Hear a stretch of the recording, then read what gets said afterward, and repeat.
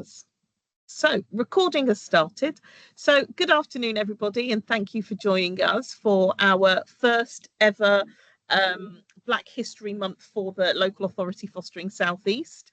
As you know, we are a pilot that launched in July of this year. We're funded by the Department for Education to centralise the fostering front door with an intent of increasing the number of fostering applications that we get from prospective foster carers across the South East. We are the largest of 9 pilots that are running, with 20 local authorities in our region, 18 organisations, and I'm incredibly proud to be the regional strategic lead for the project, but it's very much a joint effort. We've got lots of the staff on the call today. We're all working together collectively to really make a dent in fostering recruitment. And this month is Black History Month, and what we wanted to do as a region really is to celebrate that. And as part of it, we've got a series of events running across every Tuesday across October. So our colleague Razwan Khan kicked us off last week, where we looked at the foundations of Black History Month and what that actually means, the history of it. That session was also recorded and is available. Razwan has got the slides, which he's quite happy to share with anybody that would like them, and that gave a wealth of knowledge, and we've had some really positive feedback already from that session. And I recall one person said they learned so much. It was amazing how much was covered in an hour. So, you know, a nod to Razwan. Thank you very much for kicking us off and doing so wonderfully. This week we are looking at sharing my journey, so fostering from a global majority perspective, and it's really focusing on some of those experiences that those of us from the global majority have within fostering. And what we've tried to do is have representation on our panel from different perspectives. So we've looked for the care experience perspective, the perspective of being a foster carer, and then also working in fostering recruitment as well.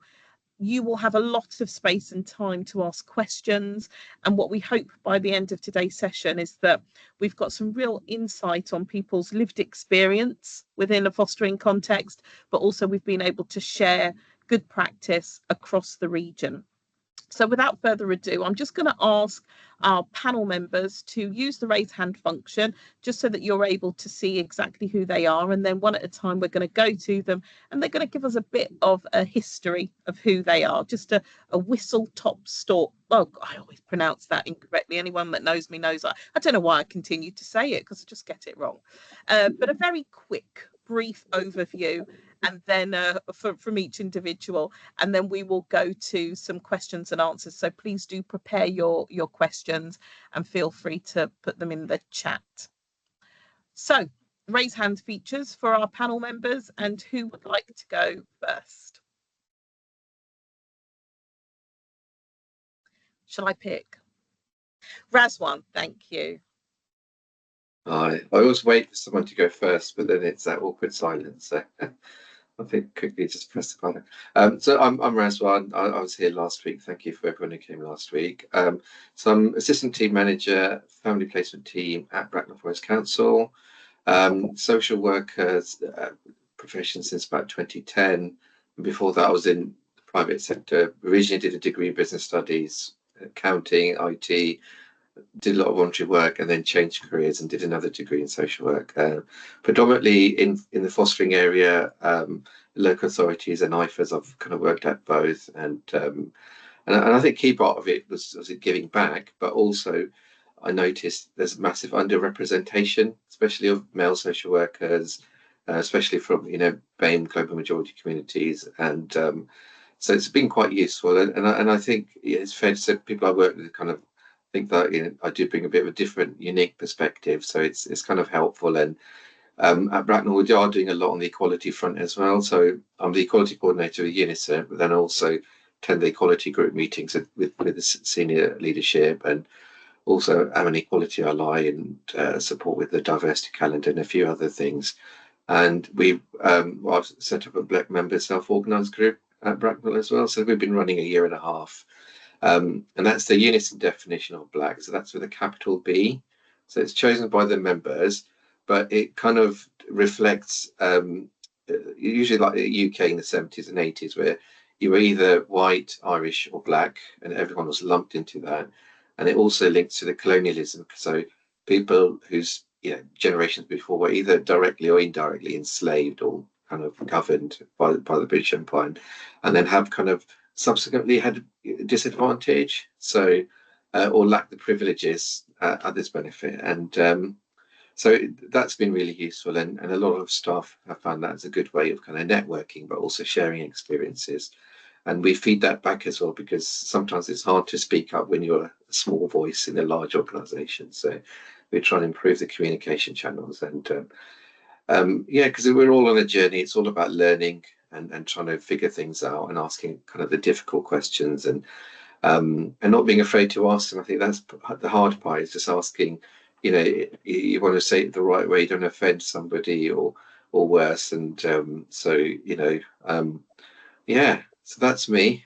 I'll stop there. Shall I give someone else a chance? Thank you so much, Razwan. And I think actually you've picked up on something that is really important, and that is that we're using the term Black with a capital B. So in terms of Black History Month, when this was started over in America, I think they were possibly using Black with a lowercase b in terms of the African American community. And I think that has since kind of grown. And I think some may very well be of the view that it's a kind of Black Afro-Caribbean background. We in the Southeast have decided that this month we're using it as a capital B, and we are terming global majority as opposed to BAME or some of the other terms that have been used. What we want to do really is to celebrate the global majority and use this as an opportunity, as a conversation starter. I think what we do is we recognize, though, that there is a need for much more space, because for us to really understand diversity, even an hour once a week it's not going to cut the mustard, but it's a starting point. It's a starter for 10, and it's an opportunity for us to really explore. And now I'm going to hand you over to our lovely colleague. Well, I'm saying Gat, but Gatrine, would you like to introduce yourself? Hi, everybody. My name is Gatrine Muldoon, and everybody calls me Gatty, Gatty.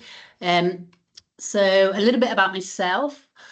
I fell into social work after a 16-year career in the gaming industry. So for 16 years, I worked in casinos. I'm originally from Manchester. I was working in Dar es Salaam in East Africa in a casino. And in my spare time, I started to work with the homeless children. I really enjoyed this work, along with some young kind of entrepreneurs that we met in Dar es Salaam. We set up a charity.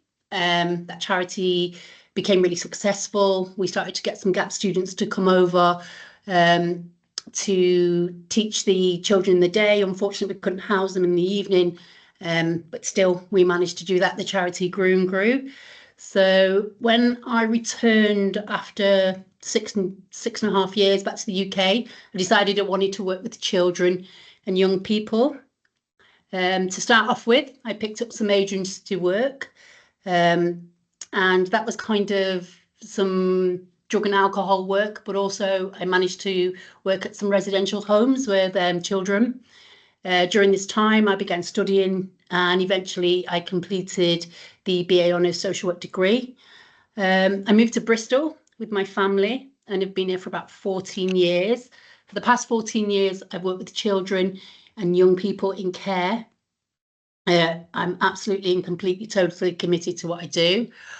I started off with children in care as a newly qualified social worker. I worked my way up to a consultant, and then to where I am now, which is a practice lead. I'm a manager. Bristol's great. I really like working here. It's a really diverse city. Diversity-wise, with social workers and practice leads, I think it could be better. And hopefully, I'm supporting those with the power to make it a little bit better. So yeah, so that's who I am. If there's any questions, please don't hesitate to ask. Thank you, Kat. And I'm just going to add our colleague here. Oh, there we go. I've been saying Mel, terribly informal of me, isn't it, Melanie? I didn't even ask you if that was okay. But No, would you like fine. to? Yeah. If you'd like to Absolutely introduce fine. yourself, thank you. Yeah, I'm Melanie. I was initially in corporate business, trained as a counsellor, trying to find where I fitted. Corporate business didn't cut it anymore. And I retrained, and I am a foster carer. I've been doing it for about 10 years. And my first young person was an unaccompanied asylum seeking child from Afghanistan. And that was just the start for me. That was just, this is the place that I was meant to be. And since then, I've predominantly been fostering asylum seeking children. So it's been an absolute roller coaster of learning for me, because I had absolutely no awareness of the asylum seeking process. I had no awareness of Muslims or any people from another culture.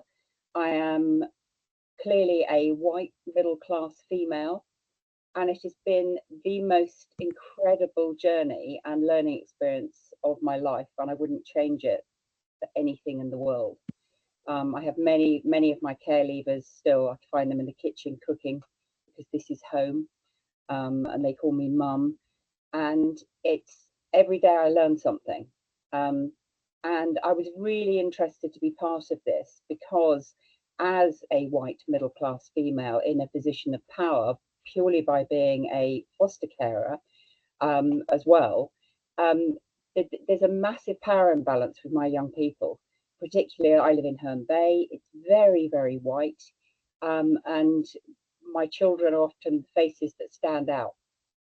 And I walk down the street and I'm not really noticed. They walk down the street and they're noticed, and they're noticed predominantly because of their colour.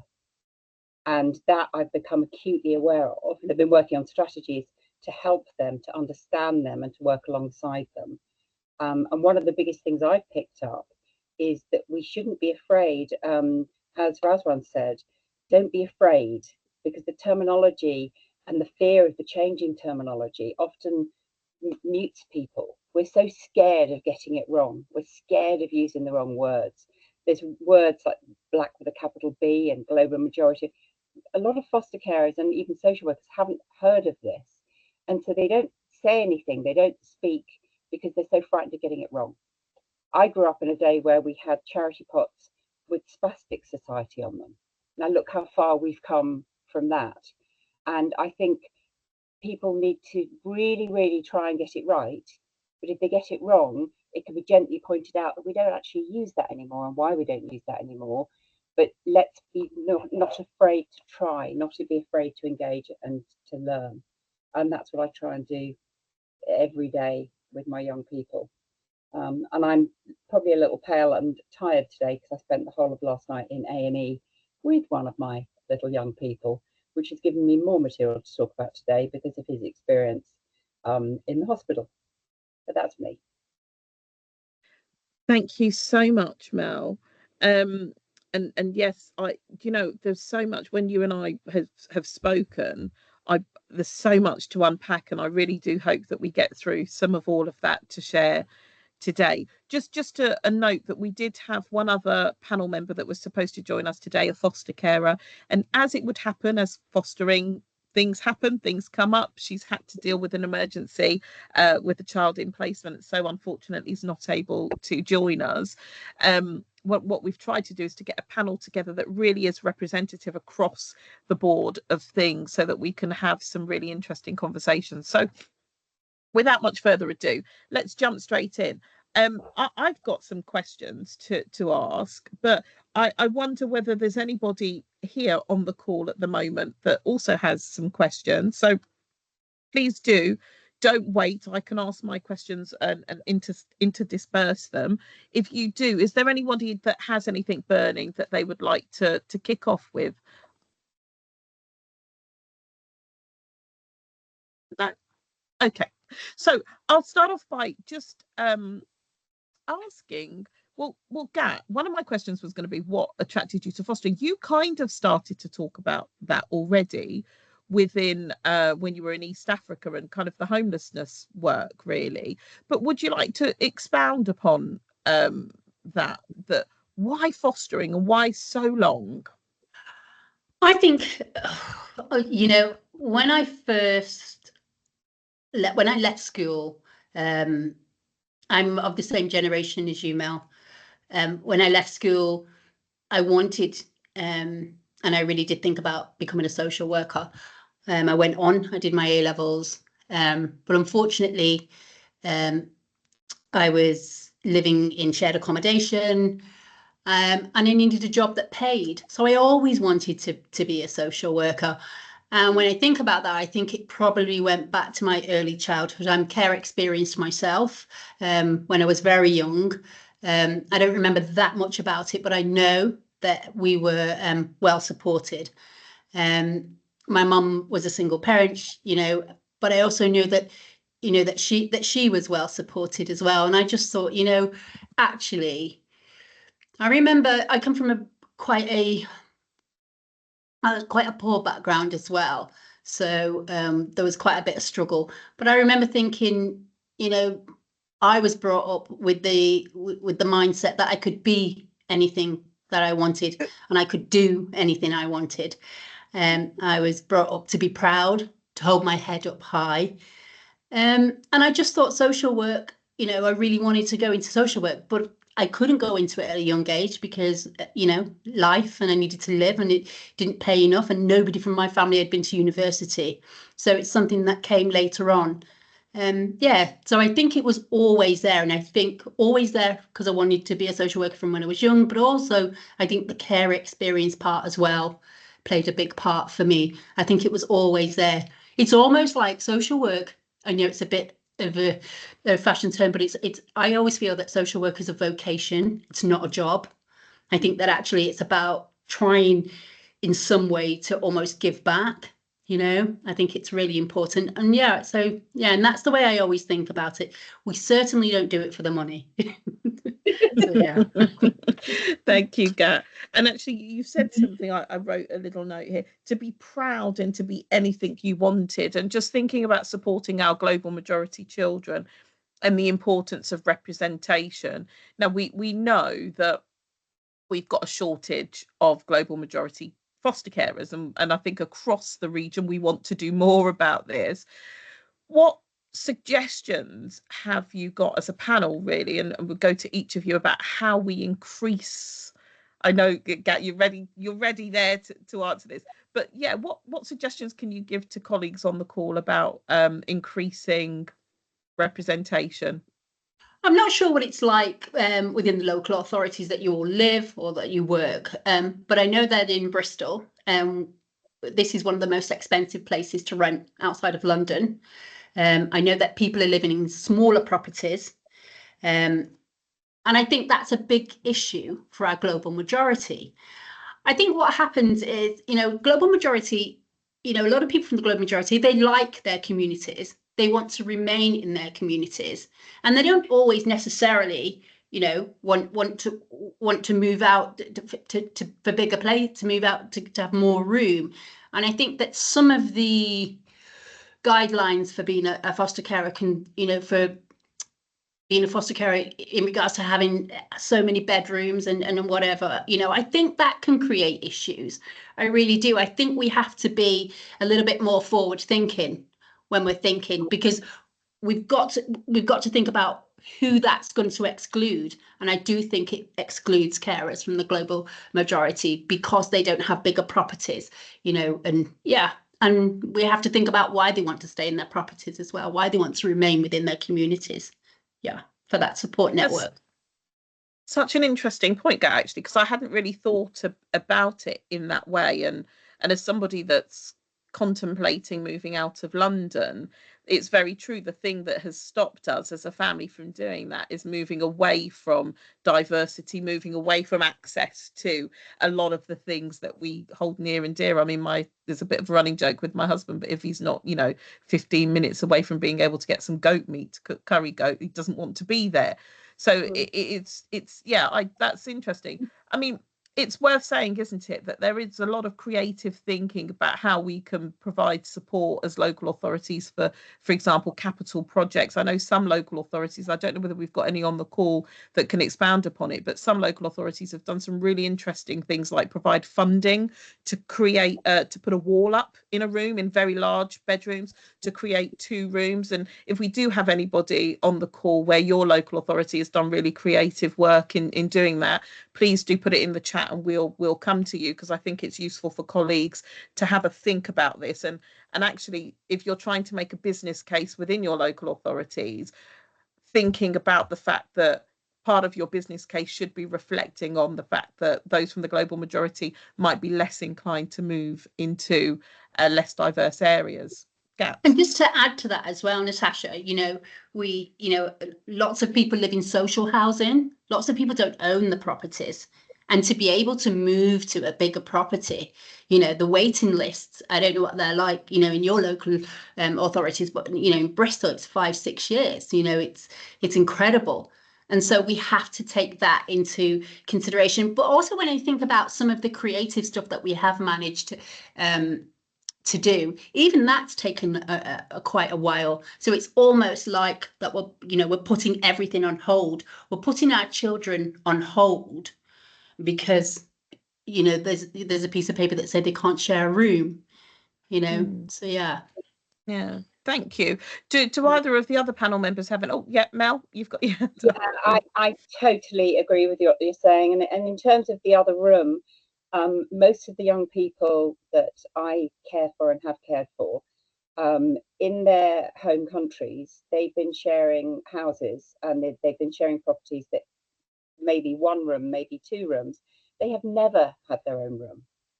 And in fact, they're terrified by their own room. Some of my young people have had quite severe PTSD, and they can only sleep if they're in a really noisy room full of other people. So actually, own room for some of mine is so scary. It's so unfamiliar, and in lots of cases unnecessary. Now, they obviously do it for safeguarding reasons and lots of reasons, but it does rule out. You could quite happily have a bedroom with 2 beds, and the boys would be actually happier in that situation. And also in terms of the accommodation, I'm a recruitment champion as well, and work with Kent to try and find new ways of recruiting, and they used to have such rigid guidelines in terms of who they recruited. Kent wouldn't take me when I first applied because I had 3 dogs. You have 3 dogs, you can't join, that's it, end of. Wouldn't even talk to me. It was hard and fast policy, that was it. So I went to an IFA originally before I'd come back to Kent. They've now relaxed slightly, and they're now looking at just trying to be a bit more flexible. You don't need to own your own home. You don't need to be, you can be single sex, you can be male, you can be part of a same-sex couple. So they're just being a bit more open so that we're not getting the same old faces and limiting ourselves in terms of the people that would be absolutely brilliant as foster carers. So I do agree, we need to be more flexible, but working for a council, working within Kent County Council, it's like they're like a tanker. It takes 2 years to get them to sign off a form. So to change any thinking is so slow, but it doesn't mean you shouldn't try. So I've been trying for 10 years to change policy and change thinking, and slowly some things are being adopted. But I think we've just got to chip away at thinking and try and get the message out there and try and get councils to respond quicker. Thank you so much, Mel. And I can see some nods happening amongst colleagues on the call. I do want us to just go over to Nikki, actually, to talk about some of the work that's happening in West Sussex Council. Before Nikki's like, no. Just to touch on it briefly, because I think others would benefit from hearing that. Just before I go there, Mel, you mentioned something around support, and actually that some of the unaccompanied asylum seeking young people that come to you, for them, being in a room on their own is absolutely petrifying. And actually, it's, by the sounds of what you've explained, in some circumstances we're doing more harm, even though it's clearly a safeguarding policy, and we want children to have their own spaces. And so I'm going to come back to that in a moment, and thinking about it in terms of what does support look like for our children. So just keep that in mind, and maybe just have a think about where we're going to go to. So Nikki, just in terms of the creativity, creating more spaces, what's West Sussex doing? Yeah, not really specific to global majority, but really just exploring whether there's an option for like a daycare, which wouldn't be a full Form F, but whether there are, we meet so many people at recruitment events that say, I'm desperate to foster, but I don't have a spare room. And it's that kind of, actually, could that aid retention of our existing carers if they had somebody to do the school run and one Saturday a month, or, you know, that they build a network with individual children and they follow that child around. So that there's that continuity for children. So yeah, not really. I mean, I think when I looked at our figures the other day, we've got something like 296 white carers and about 17 of any other ethnicity. It's shocking, and unfortunately we've got such a historic bad reputation that we really need to start going out into communities and just building trust, not going out and saying, could you foster? Going out and saying, what can we do for you? We're here, we'll listen to the issues that you've had, and we can't fix them, but just so that you know you're being heard. So I think that's the work that we're hoping to start doing over the next 12 months, really, is just say, you know, if you've got a need in the park event, do you want us to come and litter pick or do the car parking, or, you know, what can we do that's useful, rather than going in with an ask. I mean, that's really so important, isn't it? And I think I'm going to bring Razwan in because he's got his hand up, but also because we've talked a lot, Razwan, haven't we, about building trust and kind of it's those relationships. So this is most definitely an area that I'm sure you would expound upon. Yeah, no, definitely. So I put my hand up earlier just because I do actually do training caring for UASC, and that's quite an extensive course. But the second part is very much focused on how the approach has to be very different for unaccompanied asylum seeking children, because you know their traumas are very different, their journey is very different, and when we do even the skills to foster training, for example, talks about abuse, neglect, but it's very much focused on children coming into the care system in the UK through that route, not US children. So I think there's a lot of learning there, and a lot of that links to, again, the assessing of foster carers. So I know you mentioned earlier, obviously, big disparities in numbers, and I think that's the same picture nationally, because especially historically, the requirements or the perception that you had to be such and such to be a foster care, like own your own home, have spare rooms, not 3 dogs, and that comes from the fact that I think if there's 2 dogs or more, they call it a pack, and it could be dangerous. But again, it's just this kind of like one size fits all approach, when actually that isn't the right approach. And that was also a lens looking at it as it kind of creates barriers for other people. And that's not just BAME global majority people, it's other people as well who, like, for example, have live in social housing or have pets. Additionally, a lot of foster carers actually do have dogs, and the reason they are good as well at fostering is because they have that caring nature to them already. So there's a lot of research and links in that regard. But the key thing is, and we do it in all the coursework, is we have to proactively remove barriers. And it can be simple things I appreciate. For example, a lot of BAME people will have like unorthodox work histories. I was assessing somebody who's worked as a taxi driver, but he's had to swap companies because the contracts change, things like that. Then they'd be heavily quizzed. Why that? What's this? And there'll be that air of suspicion when actually, you need to understand a lot of BAME people don't have the same, like, privileges and advantages of a straightforward work history. Like, go to school, then college, then university, then do job A, then, go straight on to job B the next week, then C, then D, and it all lines up nicely.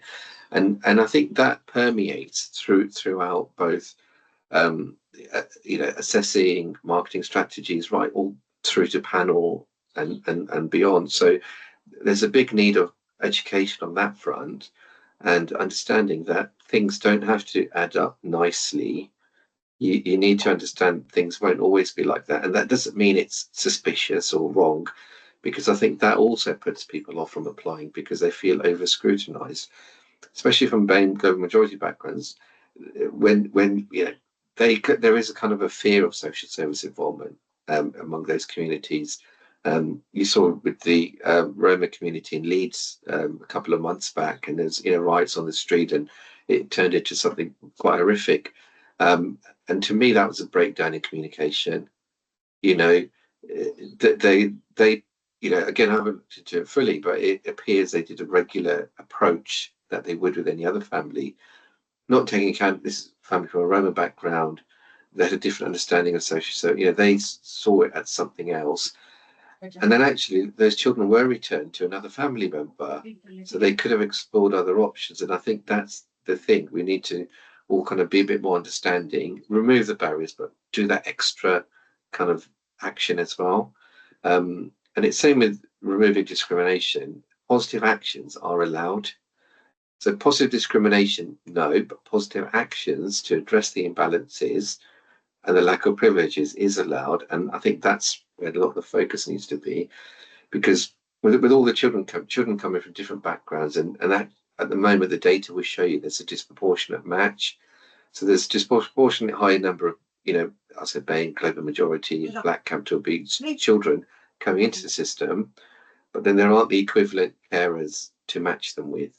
And then there's a lot of cross-cultural placements, and that brings its own challenges as well. So the solution is the more variety you have in your pool of foster carers, the better. And then same when you've got foster care training, fostering support groups, other carers benefit from having different carers, different viewpoints. So it doesn't become like a cliquey, you probably do the same. You see your events and you see groups of carers huddle around together, their own little groups. They'll have their own WhatsApp groups or Facebook groups. And for others, that can be, you kind of feel like you're on the outside, on the periphery. And I think that's where we have to remove these barriers, welcome people, and just welcome different perspectives. It's interesting, Razvan, actually, because I remember back in 1999, I was fortunate to be invited to co-facilitate a workshop for Diane Abbott's first ever raising achievement of Black children in education. I think she does this annually since. But I got into an interesting conversation with someone around positive affirmation or affirmative action at the time, which is what you've just described about positive actions, basically, to try and address years and years of discrimination and injustices. And I remember feeling really uncomfortable at the time at this idea that you would take positive actions, or that we would have special privileges. And I remember being challenged. Someone said to me, okay, if we don't have positive action, if we've had, centuries of underrepresentation and discrimination and structural inequalities, if we don't take actions to ensure that we address it, what else would you ensure? What would you suggest we do? And I couldn't answer the question, actually, in the absence. Is there an alternative at all to positive action? And years later, I don't think that there is, but I think it's certainly a conversation that we need to have space to have, and to have it honestly and openly and transparently. If we want to address underrepresentation, we certainly need to create space to have positive action. Gat. Yeah, most definitely. I agree with what you've said, Natasha, and going back, Razwan, to what you were saying about support. I was thinking about existing networks that we have. I think that networking is so important. It's important for us as professionals, but I also think it's important as professionals how that feeds back to our children and young people. So I was trying to think about what we have that's existing, that's in place, that maybe we could use better. So I was thinking about, I don't know if you have the Mockingbird project, you have the Mockingbird. Yeah. So I think that as well, you know, going back to what Nikki had said about some day support, I think, you know, we should go back to our existing resources.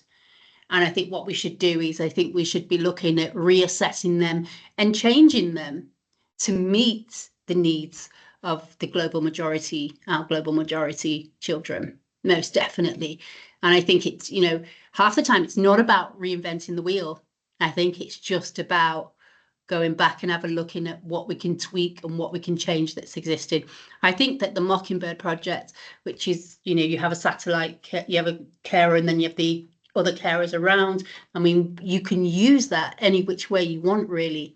And I think, you know, it would really help to build confidence up in our global majority carers, but also, you know, it'd help those non-majority carers such as, you know, yourself, Mel, just hearing from what you've said, to be able to feed back into that as well. You know, your experience. Definitely. I think we just need to tweak the models that we have in place. Thank you. Thank you, Gat. Nikki? Yeah, just on that, we've actually had conversations about people coming through in assessment who maybe don't have any fostering experience, but the value that they could bring to a Mockingbird constellation in terms of other, you know, the value of whether that's kind of coming from a discrete community or you know, experience in youth justice or whatever that might look like, is recognizing that value. It's like my husband works in teaching and it's like, oh, the 15 years you worked as an engineer count for nothing, you started teaching on this day and that's when anything valuable happens. And it's like, no, actually, you know, there's all this life experience. So yeah, but Mockingbird's definitely something we're exploring with that. Thank you. Natasha, I noticed you had, I think it flew up, your hand. Yeah, hi. Yeah, point out everything that everybody said absolutely resonates with me for with the fostering community. I obviously was a foster carer for 13 years and now I'm in the recruitment side. I'm getting quite a few inquiries through that don't have a spare bedroom but have a wealth of experience and knowledge. Quite a few retired but don't either have a spare room or actually want to have somebody live with them full time, but would like to use their time. They've got the time. And I'm just keeping them in a file warm and I can't do anything with them because I can't find a way to think outside the box to have something within my borough that we need a policy set up for them. I need another department like we have respite carers. I need another one just for somebody who doesn't have rooms because I'm not sure who said it, but somebody said that to do pickups from school, so that if I ended up with carers that work full time and they're ringing me up saying we've got a spare room, but we both work full time and we'd like to carry on working full time. If I had somebody who doesn't have a spare room who I can link them with, my numbers would go up massively because I'm enabling, not restricting. And at the moment, I feel like my hands are a bit sometimes tied behind my back with somebody who could be brilliant, but I haven't got a box to put them in that fits the mold of what is social services. Thank you so much, Natasha. And I think what's really coming out to me is the need for us to be thinking creatively. So we understand and recognise that carers from the global majority are less likely to have those additional rooms, largely because they actually more inclined to live in diverse areas, which are densely populated, smaller properties, but actually are still just as committed and wanting to get involved. And so if we really do have a commitment, thinking creatively about things like taking people on to help with school runs, etc. And is there a need for us to shift away from the traditional kind of fostering recruitment to get that wider diversity? I've summarised that just for the benefits of the recording for those that might listen back, but also for those of us on the call that can begin to have those discussions in our respective local authorities. And I see some nodding. Jackie, I've seen you writing down some notes, so I can imagine Portsmouth are going to start this conversation very quickly. I'm going to go to the chat in a second, but we'll go to Razwan and then we'll go over to some of the comments in the chat. So yeah, I'll keep this quick. Big part of obviously recruitment is also retention, and that's why regular foster carers do appreciate having a diverse pool of foster carers, especially for things like respite, school transport runs, things like that. I know some local authorities have sometimes supported applicants with like an extension or a garage conversion, loft conversion, things like that. Especially, and then have a contract in place where they can actually look after children who require respite or have, you know, some disabilities and require special equipment. So you have to kind of build a business case and say, well, actually, rather than going to a setting that charges £3,000, £4,000, £5,000, £6,000 a week, you could invest that money this way and you'll actually have a saving over time. That works. Likewise, sometimes carers, you know, need someone, they're going on, say, holiday, but are happy for a carer to come and live in their house for a while. So again, there are ways around it. The other option is if there's room for a cot in the bedroom, so you could look at approving them, but for, like, you know, babies or younger children, but then also have them for respite in a carer's home, so you can widen the approval where needed. So I think there are options, but I think it requires a bit of a business case, but also a bit of you know, flexibility and understanding from you know, senior leadership in particular, your housing teams as well. A lot of local authority housing stock is also held by private sort of companies now, which are sort of semi-linked to the council. So it's sometimes worth having a chat with them as well, and kind of figuring out. But it requires often a bit of a policy change to happen. But there's certainly a lot of out the box options out there. So it's really good you're not giving up on them, because if people are, you know, enthusiastic, want to, you know, help, and that, you know, they have something to offer, it's not good to close the door on them. So hopefully that will work out. Thank you so much, Razwan.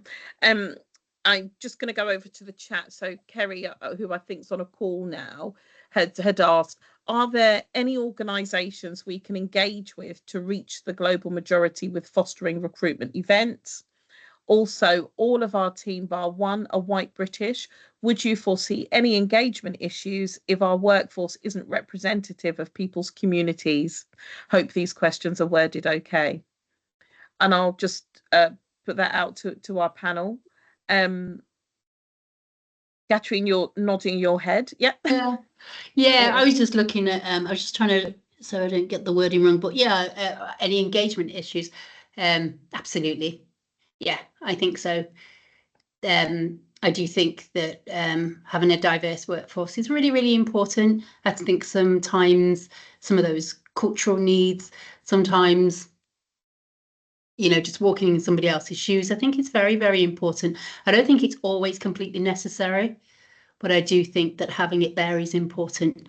Absolutely. I think that like for like, that role modeling, you know, it's very, very important. You know, I know that when I was younger, you know, it was really important for me to have a global majority role model, you know, absolutely. You know, it's aspirational, you know, it's really, really important. So yeah, I do think it matters.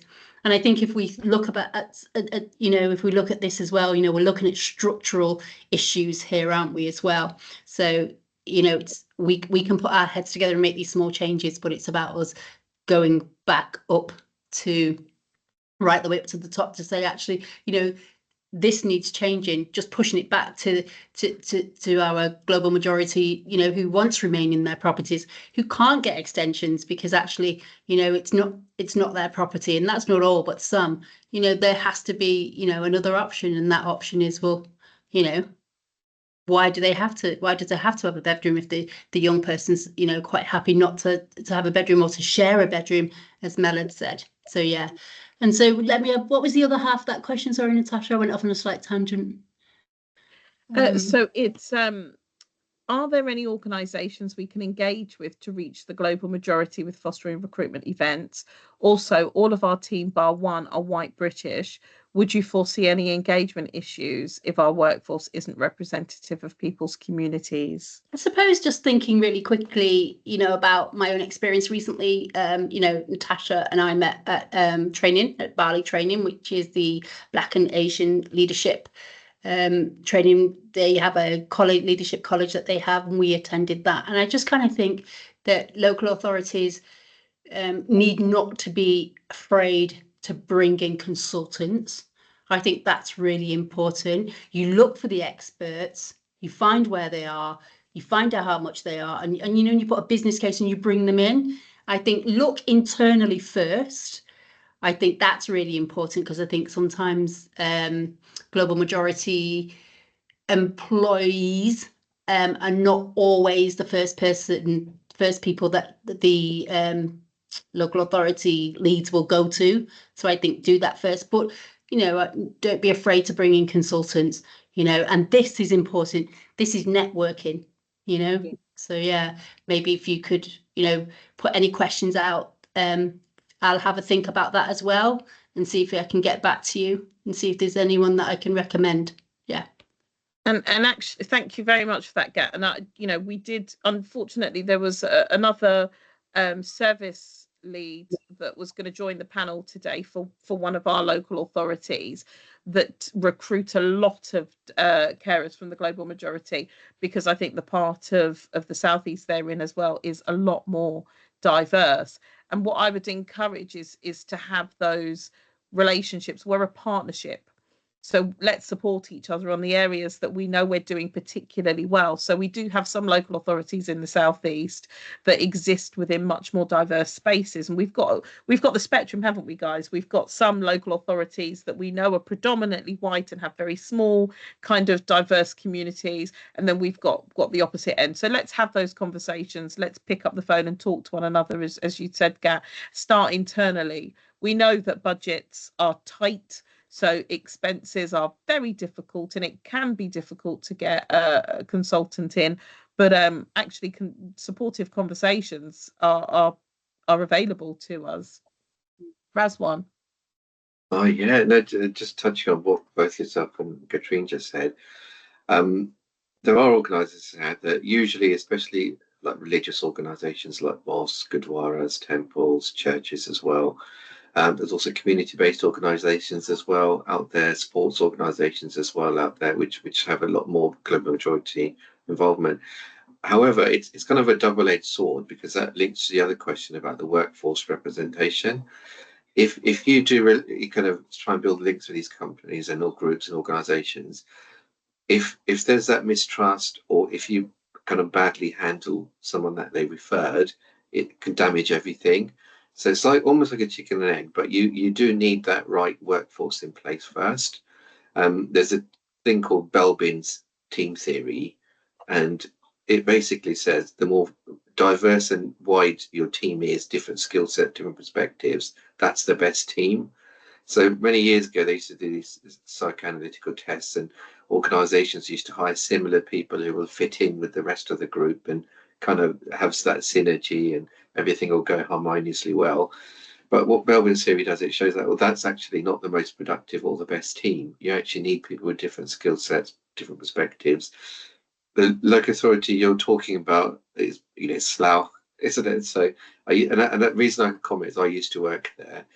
And the reason they've been particularly successful in recruiting BAME government majority carers is because they have the management and other staff who are from that community as well. So they can build that trust and that engagement. And I used to work there as well, and a few years back. And honestly, we just call a place, and they'll happily, facilitate events for us, support us, send in referrals. And also by word of mouth, people will kind of call in, because there's a quite big community-based approach. There's lots of community WhatsApp groups as well now, but you have to be part of it to be in it. So then a lot of the staff and other people were part of those groups and communities, so they already had a footing in, and that really helped kind of build that trust. But I certainly think that kind of needs priority, that workforce diversification, the kind of appropriate support for staff, and same on the front of development, career progression, for BAME staff, because the data is very clear. I mean, I showed it in my presentation last week that, for example, Black social workers make up 14.8% of the social work workforce that was surveyed. That's 8% of the responses. However, in all the roles, senior roles, they're underrepresented. From consultant prac, senior, middle manager, senior manager, they're underrepresented. And that really needs to shift, because applicants, local constituents, they can see that, and then it kind of speaks volumes to them, and that kind of, doesn't build a trust. So that does need to be addressed through positive actions. And when you've got senior figures and you do a spotlight on them, or they're kind of engaged with the community, you'll see those numbers of applicants just rise, massively. And it also, it filters down to the care the children receive as well, because when they can relate to someone, it really has a big impact. And I'll just leave on this note. We had a case involving some US children. Really wasn't going well, lots of upheaval. And then I was asked if I could go and, I ended up doing a joint visit with one of the children's social workers. And they commented that these boys were totally different when I was there. They kind of listened, they kind of really took it on board.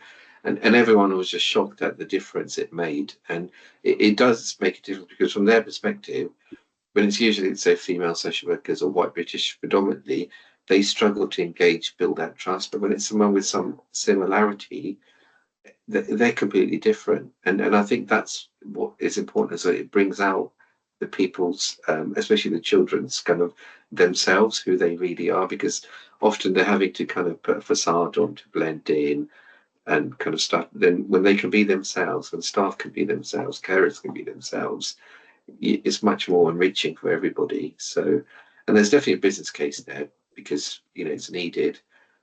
Especially, we're predominantly local authorities. We rely heavily on IFAs, which cost a lot more money to place with. We really do need to get this turned around, because the IFAs, I have worked with a lot of IFAs, and their percentage of BAME Global Majority Carers is much higher than their local authorities. There's, funny enough, there's an IFA in Slough, I know, as well, and nearly 90% of their foster carers are BAME Global Majority.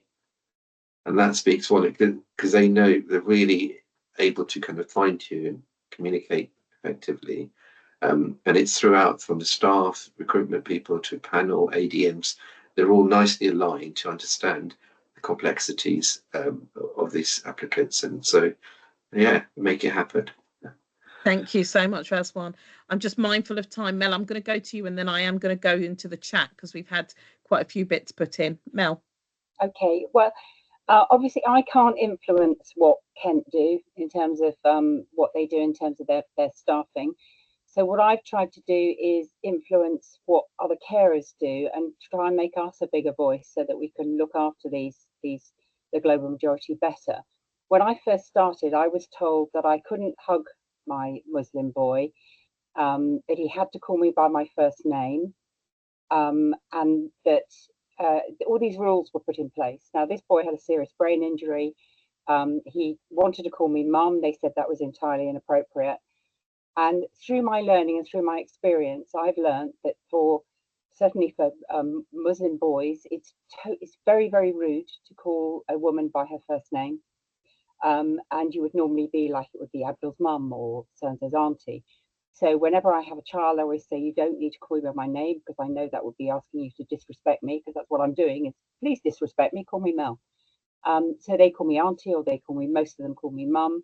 And I've tried to talk to people, mosque leaders. There was one of the young people I helped has now become deputy at the local mosque.